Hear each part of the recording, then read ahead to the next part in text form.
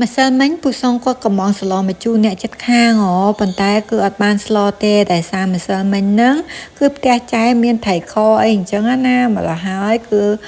ញ៉ាំថៃខសិនទៅជំរាបសួរពុកម៉ែបងប្អូនកូនក្មួយមកជួបជាមួយនឹងចែទៀតហើយ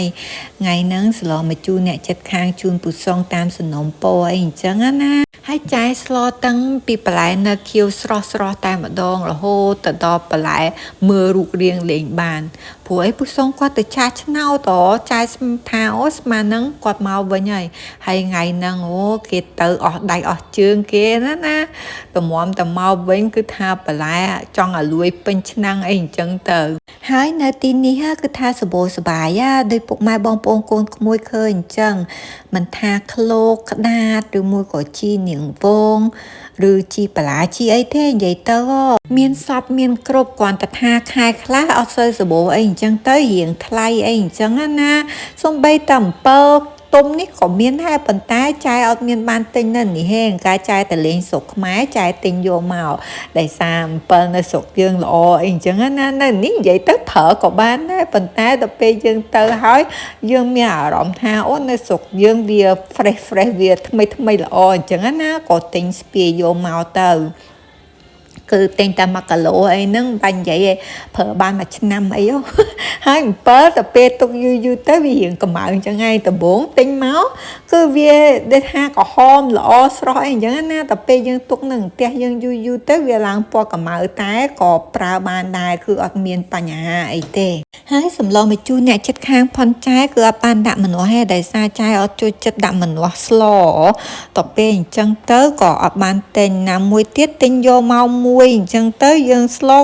តាមបន្តិចហ្នឹងម្ល៉េះហើយខ្ជិលដាក់ទូរឹងអញញ៉ៃច្រើនណាអូនមានអាណាដាក់អាហ្នឹងអីអញ្ចឹងណា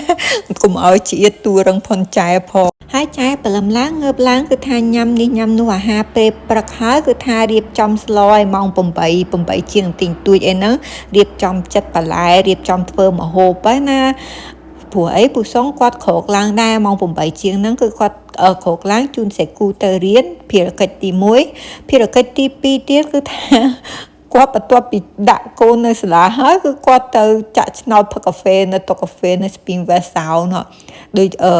ចែជំរាបអញ្ចឹងថាព្រលឹមឡើងម៉ោង8 9ហ្នឹងពូសុងនៅហ្នឹងហើយគាត់ទៅហូបកាហ្វេហើយជជែកគ្នាលេងមួយមិត្តភ័ក្តិមិត្តភឿនគាត់អញ្ចឹងណាបន្ទាប់ពីហូបកាហ្វេជជែកគ្នាលេងអីអញ្ចឹងទៅហើយក៏មានចាក់ឆ្នោតនៅក្នុងនឹងដែរអាហ្នឹងគេហៅថារឿងអត់បានណាព្រលឹមឡើងគឺថាពូសុងហ្នឹងហើយតម្រាំទៅពូសុងមកដល់ផ្ទះបន្លែចែមើលឡើងអស់សម្រស់អាលីងនិយាយរួមមកហើយមិនមែនកំងតាស្លមកជូនអ្នកចិត្តខាងឯណាកំងថៃងៀតអាំងទៀតនិយាយទៅពូសុងនឹងបកែកំងនោះបកែកំងហ្មងចង់នេះចង់នោះអញ្ចឹងណាតែបានគាត់ចង់នេះចង់នោះយើងក៏ស្រួលមួយយ៉ាងដែរអ្នកធ្វើម្ហូបហ្នឹងតែសារអីគឺថាយើងក៏អត់ដឹងថាយើងចង់ធ្វើអីដែរតែពេលគាត់កំងអញ្ចឹងមកធ្វើតាមគាត់ទៅយើងស្រួលមិនបាច់គិតច្រើនអញ្ចឹងណាហើយវីដេអូចែដល់នាទីបញ្ចប់ហើយអរគុណពុកម៉ែបងប្អូនកូនក្មួយធំជម្រាបលា